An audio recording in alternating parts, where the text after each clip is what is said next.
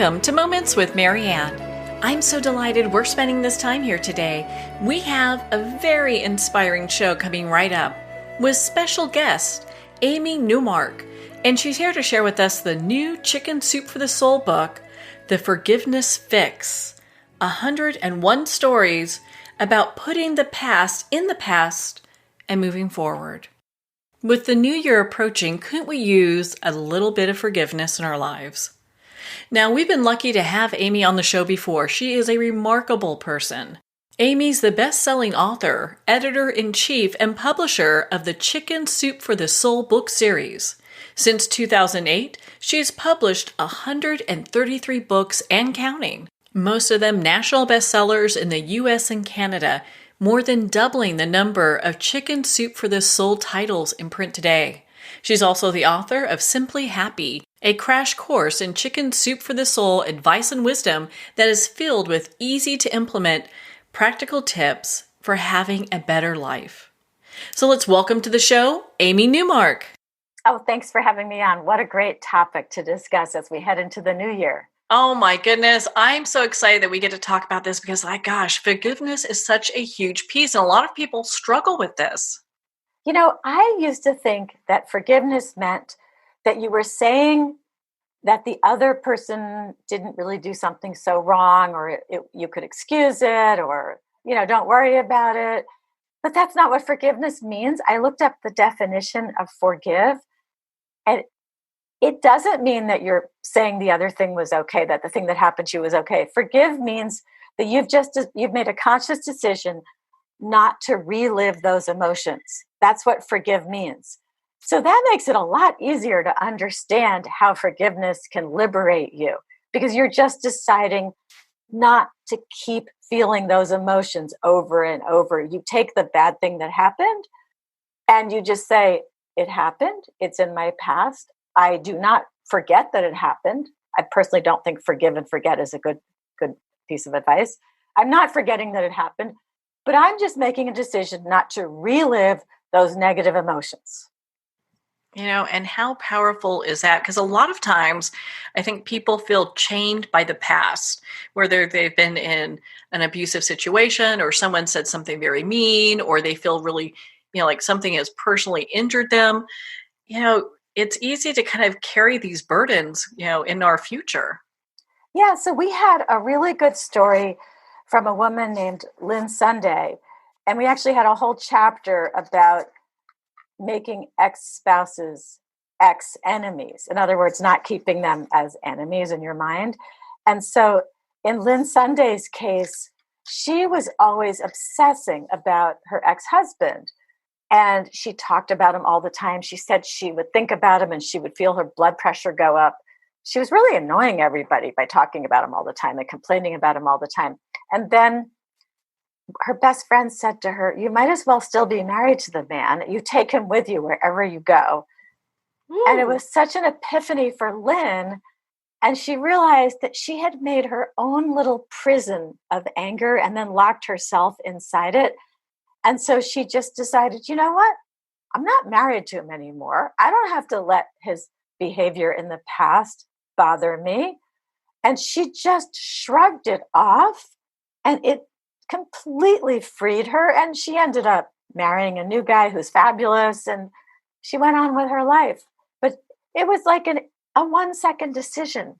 And I feel like this could be such a great New Year's resolution. It takes time to lose 5 pounds.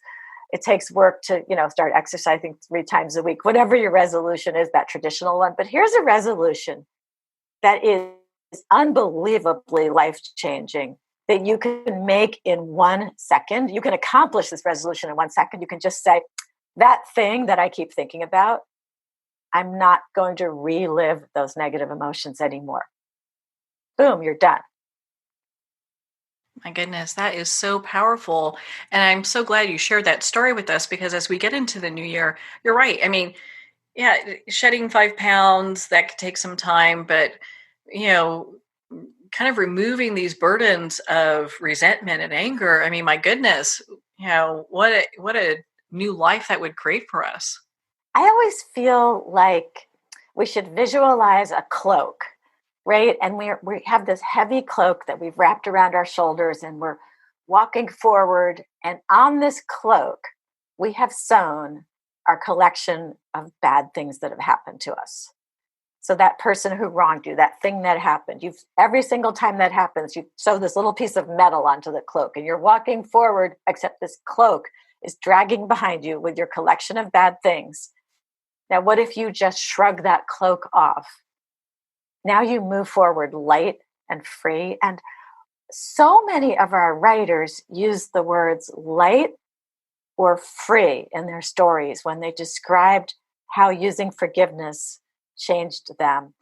And there's a lot of different methods that they gave us in the stories. So there's 101 stories in Chicken Soup for the Soul, the Forgiveness Fix. And there's bound to be a few that will work for each person, because everybody has a different way of thinking and a different way that will work for them. Like one lady, her author name is L.Y. Levin. I don't know what her first name is, so let's just call her L.Y. So her mother-in-law did all these hurtful things to her. Her mother-in-law, this is unbelievable, even kept her out of photos, the family photos at a family wedding. So L.Y. found that she was just obsessing over what she called her record of wrongs. And then she heard something at church or in Bible study, and that made her realize that this record of wrongs was this thing she was carrying around with her, and it was basically causing her to react differently to her mother-in-law, because every time she saw her mother-in-law, she didn't react to her fresh and new based on what was happening at that moment. She reacted to her mother-in-law based on, the 100 past grievances. So she sat down at her computer, and it actually took her 4 days going to the computer every so often, and she made this huge list of everything her mother-in-law had ever done to her, even the stuff her mother-in-law did by accident. And then when she finished making the list, she went through the list and she read an item, deleted it, read the next item, deleted it, read the next item, deleted it. She deleted every item. She read it, said, okay, this was in the past. I'm leaving it in the past. I'm now deleting it. And then she had this clean slate in her mind. And she said that after that, she approached her mother-in-law differently. And she started to really appreciate her because she wasn't carrying all the past interactions into her current interactions. So I thought that was a great method. And other people do something like you stand in the shower and you talk to that other person and you explain everything they did wrong. And then you just let your anger, wash down the drain. Or you write a letter and you explain everything in your letter, and then you throw the letter in the trash. There's so many different methods that people can use to wipe the slate clean. It's interesting. I think a lot of times people don't know what to do with all these emotions and feelings. And so this book, The Forgiveness Fix, really gives people a way to get to that place where, they're able to fix their relationships with other people and themselves. It's really just a matter of being a little bit analytical. And I'm a pretty analytical person. And this, I've just learned to approach this mindfully and saying, okay, why am I feeling this way? Okay, I'm feeling this way because of this thing that happened a month ago, a year ago, 5 years ago, happened 100 times over the last 10 years, whatever it is. But then I say to myself, why am I letting that person have control over my life? Because you actually are ceding control of your own mind to that other person when you keep reliving those emotions. So take your mind back and say, I am going to recognize that thing happened, but I refuse to re-experience it. It happened in the past. I am not going to keep experiencing it in my present or even in my future. So it really is a conscious decision. Reading that definition of forgiveness and realizing that forgiveness doesn't mean you're excusing the past behavior, that was really helpful to me. I never understood what the word meant before. That's so powerful. My goodness. When you started to even develop the idea for this book, why did you feel like now was the time to really address the forgiveness issue? Okay, so you may not know that I went through cancer treatment earlier in 2019. Oh, I can't. My Yeah, goodness. so I was diagnosed with fallopian tube cancer in 2018, and it's a form of ovarian cancer. And so I had surgery in November of 2018, then went through chemo for 5 months, finished my chemo in April. And one of the things that people were saying to me was, you're so upbeat and you seem to be doing so well. And I realized that I had learned a lot about forgiveness from, you know, 11 years of editing Chicken Soup for the Soul books and reading all of these stories. And so I said, you know what? I think one of the reasons why I'm doing well is because I have learned to leave those toxic things in the past, and I thought just as I had my toxic tumor removed from my body, I've removed toxicity from my brain too. And I thought, let me put a book on the schedule about forgiveness and share all of this with our readers. And so we actually decided in April, as I was finishing my chemo, to put this book on the schedule. And we did it really fast. I mean, we started looking for stories in the spring, and we had the book on store shelves in November. And we got a lot of stories submitted, thousands, because people were really passionate. The people who learned how to use forgiveness to change their lives were really passionate about sharing this with our readers. So here we are with this incredibly powerful book. And I was blown away by the stories when I was editing the book. And, I love all of our books, but I kept saying to our associate publisher, Diet Corona, this is really good. I kept saying it to her over and over. I think I actually learned even more about forgiveness from working on the book. I think it advanced me even farther down that road towards having that ability to remove toxic stuff from my life. Oh my goodness. Well, I'm so glad that you are doing well and that you're here with us, and this book couldn't come at a better time because I mean, I learned so much from it. And forgiveness can be a really kind of a tough piece sometimes for people where we kind of get to this place where it's like, you know, we've had this one person that hurts us or continues to hurt us. It's like, gosh, how do you move beyond that? And the forgiveness fix, I felt, gave me a lot of resources to use to move through that. Yeah, another thing that I've learned is something I call pre forgiveness. And that basically means get all the facts before you get angry, do that analysis before you get angry. So I would guess that at least half the bad things that happen, half of the things that you could turn into anger or hurt or resentment, I bet half of those things weren't really even worth getting angry at because they weren't even directed at you. Like, small daily kind of example, you go into a store and the cashier is grumpy. Don't get mad. Immediately go to, oh, she's having a bad day. I feel bad for her. I stood in this line a long time, but her day is probably worse. I'm going to smile at her now, try to change her day instead of going with, wow, she's grumpy. And I don't like that. So we had a great story about New Year's Eve from Nancy Beach. And she and her husband were throwing a New Year's Eve party for friends. And she didn't really want to have the party. She didn't like hosting parties, but her husband said, I'm going to help us get ready for it. I'll be here to help run the party.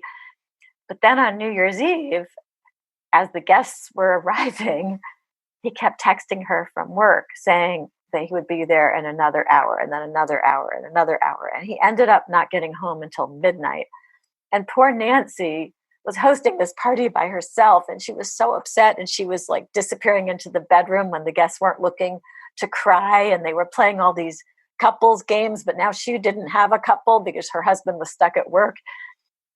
But when he finally came home, he explained that someone at his company had messed up their year-end inventory and it had to be done as of December 31st for legal reasons. And so he had to make all the employees stay with him and they all had to redo the inventory. They had to take physical inventory, count everything. Everyone was mad at him. They were all missing their New Year's Eves. And that's when Nancy realized that she should have gotten all the facts before she got so angry with her husband. And she actually made that her New Year's resolution. That is so powerful. Oh my goodness. And what a great perspective. Because I mean, how many times would people just jump to conclusions without like learning everything, going, gosh, there's a bigger story here. There's a bigger picture. Yeah, I find all the time when someone's complaining to me about somebody, I just say to them, well, don't you think that person's doing the best he can? Why are you getting angry? And we actually had a story, and it wasn't in this book, but it was in another one of our books, and it's always stayed with me. It was a great story about a woman who was really stuck after her divorce. And I know I've been mentioning divorce, but really any human relationships, people can get stuck in this feeling of resentment because when you have a family member who you feel has let you down, it leads to a lot of anger, whether it's a spouse, a sibling, often it's a sibling, sometimes it's a parent. So in the case of this woman, it was a spouse, and she was at this divorce support group, and the leader of the group said, repeat after me, in my marriage, I did the best I could. So everybody said, in my marriage, I did the best I could, because they all knew they had done the best they could. Then the leader said, now repeat after me, in my marriage, my spouse did the best that he or she could. And not a single person said it. And then the leader said to them, you just said you did the best that you could in your marriage. Why won't you assume that your spouse also did the best that he or she could? Ooh. People aren't always good at something, but if they tried, why are you getting angry? And I think that is so powerful. If you always remember the other person, even if they stink at the relationship, you can point to 100 things they did wrong. If you really think about it, they weren't deliberately trying to fail in the relationship. That sister, that brother-in-law, that parent, that friend of yours, everybody actually does try to do the best that they can in the relationship. Once you accept that, you will get angry probably 75% fewer times, right? Because you'll be able to excuse so much and say, okay, I really didn't like what my sister-in-law did, but she was doing the best she could, and that's all she's capable of. And then you're not angry, and you don't build up all that toxicity in your mind. And it's very freeing to just accept that everybody's doing the best that they can. Hmm. And how true is that? Because everyone approaches situations, relationships, just issues with their own perspective and what they have as far as resources to work through things. And if they don't really have the information or know, maybe different words to use or how to approach things differently, they are using the best they have to present themselves. And Right. it really kind of gives people, they don't have to live up to our standards. Exactly. Because I find that if I know that somebody's doing the best they could, I'm immediately forgiving and not even bothering to get angry. And I'm just accepting, okay, let's say you're in a group, you're volunteering, and one of the other volunteers is just terrible. She's ditzy. She never does what she says she's going to do. Instead of getting angry, just think to yourself, all right, she's really bad at this. I don't even know how she gets through anything in her life. I'm just going to assume she's not going to get it done. And I'm going to volunteer to do as much as I can do and not expect anything of her. And then when you don't expect her to do anything, you don't get angry when she doesn't do it. Now, another method that people use, and you might think this is a little snarky for a chicken soup for the soul person to say, but sometimes you have to say to yourself, is this person even still relevant to me?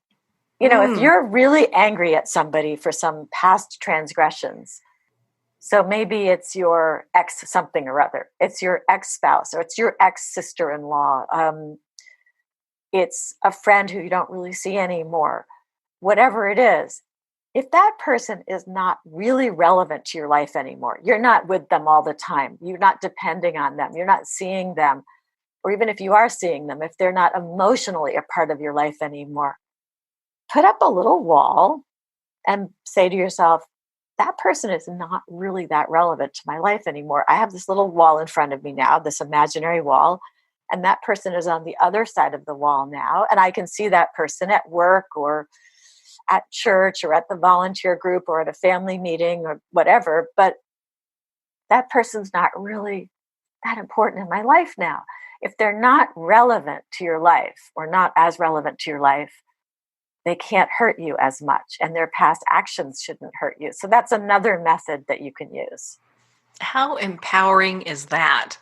Because then you're the one who's making the decision whether or not, how they show up in your life. And if they're really not that relevant, it keeps us out of that victim mode. Well, they did something to me or this happened. It's like, well, it doesn't matter what they do. They're really not that relevant. Yeah, like I know somebody who has a relative who continues to do all kinds of hurtful things, but now the person I know has just said, well, yeah, but that relative isn't really part of my daily life, so I'm just not going to let it bother me anymore. I'm going to view that person now as an interesting specimen, but not really as somebody who could affect my life. And then there was one other message I wanted to share before we run out of time. And this was the message that it's never too late. And we have some great stories in Chicken Soup for the Soul, the Forgiveness Fix, about people just deciding to put it behind them, not even talk about it, and just take up where they left off, but without all the baggage. And so there was a great story. I actually started the book with it. It's by Lauren Magliaro. And in her family, everyone knew that Lauren's father and Lauren's uncle did not speak to each other. They hadn't spoken to each other for years. Lauren didn't even know what had caused the rift between the two brothers. But then Lauren's father was hospitalized with a brain aneurysm and almost died. And Lauren rushed home from college to see her father and saw this strange man standing by his bed, and then realized it was the estranged brother. And he had heard that his brother, was in the hospital, and he showed up, and without any discussion, the two just decided to put the past behind them and become friends again. And those two brothers had each other for the next 20 years. In fact, Lauren's father even worked for his brother. And Lauren says that was the true definition of a clean slate. And it was just so great for the families. They became very much part of each other's lives again. That is so beautiful because, how often does something happen? We feel like we've been slighted and then we just don't forgive that person. And then something happens and we don't get the opportunity to get to a place of forgiveness. Yeah, the other thing to remember is that if the person you need to forgive has already passed away, you can still work. You could still work it. You could just do it in your head by thinking it through. You could write a letter that you're obviously not going to send. There's a lot of methods you can use. So a lot of the methods in the book work for releasing the anger towards someone who's living, but also releasing the anger towards someone who has passed away. And one of the things that I learned from the book is that sometimes if you have a very new wrong that's still very raw and you need to use the power of forgiveness on it, but you're not quite sure how to do it, go ahead and practice this on an older wrong, one that's not smarting as much. Take something that happened more in the past and use the processes in the book, whichever ones you choose to use as role models, from the stories. Use those, practice them on an older wrong, see if you can make that one go away, and then take that same methodology and use it on the fresher wrong, the one that's bugging you more and feels more raw to you. Oh my goodness, that's such great advice. Because as you're saying in this book, it really gives a lot of different options on how to address forgiveness. And not everyone does it the same way. So one might work for somebody where something else works for somebody else.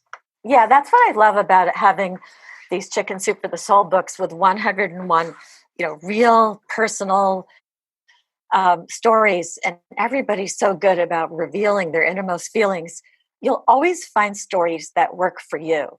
And oh my gosh, is it worth it? I mean, imagine how liberated you would be if you read this book and you like some of the methods. Maybe you take 5 methods from the 101 stories, and then you even free yourself from one toxic thought that just keeps penetrating your brain. You get rid of one set of wrongs from an interaction with one person, and now you're free of that. That is such a great relief as we head into the new year. Well, I know in chapter 4, you talk about apologizing and moving forward. Why was that an important chapter to have in the book? It's actually a segment of stories. It starts with number 29 and goes until 39, which I think gives a lot of great information. Why did you think it was important to have apologizing and moving forward as part of the book? So that is the whole category of self-forgiveness. If you think about things that are bugging you, there might be things hanging over you that you did, or at least you were perceived to have done. And those are hanging over you just as much as the things that were done to you. And so we have a lot of stories in this book about people making an apology and how that freed them because they made the apology. They stopped carrying those toxic thoughts around with them. And that was liberating. And then we also have a lot of stories about people receiving apologies. And we show how that freed the person who was apologizing to them. So there's a lot of great role models in this book that will help you if you need to either be a gracious listener to an apology or you need to be the one making the apology. And these stories will give you the courage to make the apology because you'll see how well received the apology will be. That is just all that is so powerful because I mean, I hear all the time where people say, I can forgive my best friend for doing things, but gosh, forgiving myself, that's like a whole nother thing because we tend to beat ourselves up. I know. And we are usually better to other people than we are to ourselves. So we hold ourselves to an even higher standard. And sometimes I think about it and I say, okay, you might think it's a virtue to hold yourself to an even higher standard than other people. But if you would forgive someone else for doing whatever it is that you did, why do you think you're so special, so superior that you can't forgive yourself, right? You think that you are so superior that you should have performed better? No. If you would have accepted an apology from someone else, if you would have forgiven someone else, then do the same inside your head. And what a lot of people reported in the book is that once they forgave themselves, they became even better at forgiving other people. So it was like this virtuous cycle where they would forgive other people. Then they would say, wow, I forgave other people. I should forgive myself for the same mistakes. And then once they had forgiven themselves, then they were even able to forgive more people for more mistakes that happened. And so that's why I say it's a virtuous cycle. It just kept building on itself. And these people were removing more and more anger and resentment and hurt from their minds. And they were freer and freer as they kept going with that.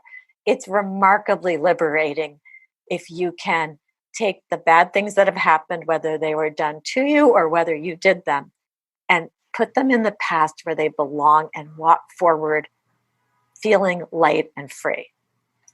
I love that. I know the first time someone asked me that question, it stopped me in my tracks. I'm like, wait a minute. That is a change in perspective. I need to think about this. And a lot of times it seems like some of this stuff can be a little basic, but when we look at it, my goodness, it's really life altering. Yeah, it really is. And I can't stress enough the pre-forgiveness stuff also, to never even let the anger start in your brain.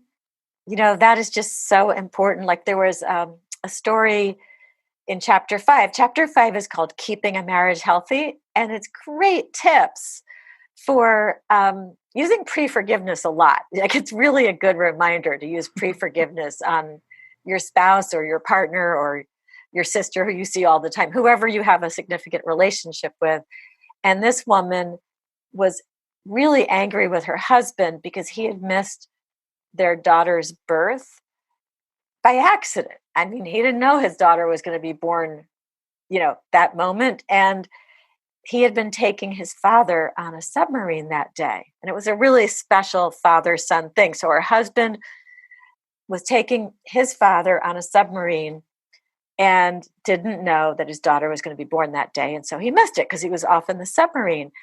And this writer, Mary Laufer, resented this for years until she was at the father's funeral, her father-in-law's funeral, and found out how important that had been to him, how life-changing it had been for him to go on the submarine with his son that day.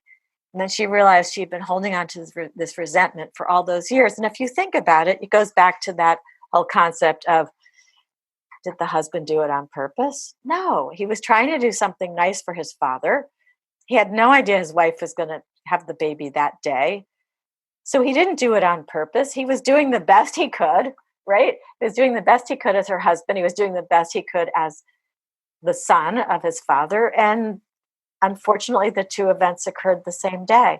And she had been carrying that resentment around for all those years for no reason. It's just interesting.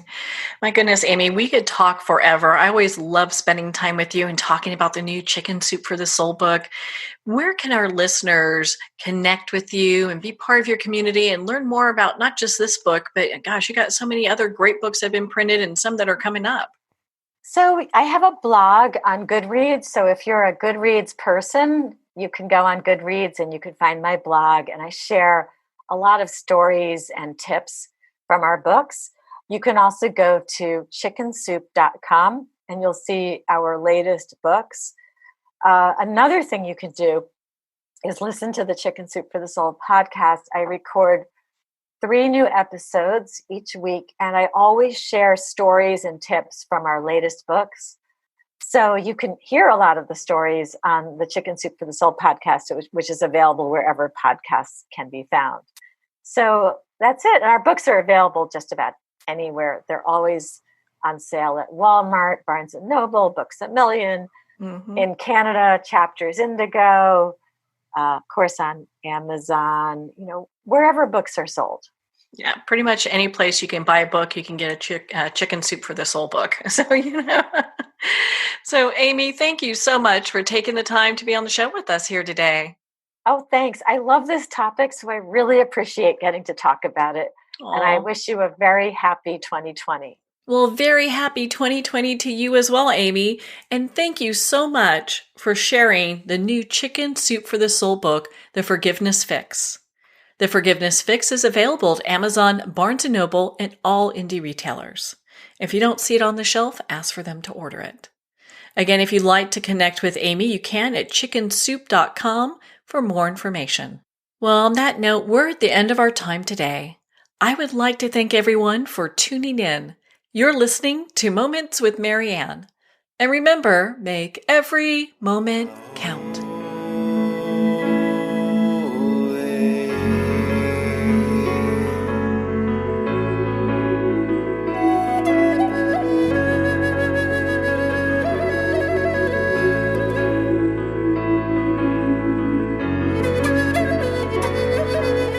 In a single moment, your life can change. Moments with Marianne is a transformative hour that covers an endless array of topics with the best of the best. Her guests are leaders in their fields, ranging from inspirational authors, top industry leaders, and business and spiritual entrepreneurs. Each guest is gifted and a true visionary, a recognized leader in her own work, and while teaching others to develop, refocus, and grow, Marianne will bring the best guest and sometimes a special surprise. Don't miss this. You never know just which moment will change your life forever. Moments with Marianne airs every Sunday, Monday, Thursday, and Friday at 8 p.m. Eastern and 5 p.m. Pacific Time. Make sure to tune in and visit momentswithmarianne.com for more information.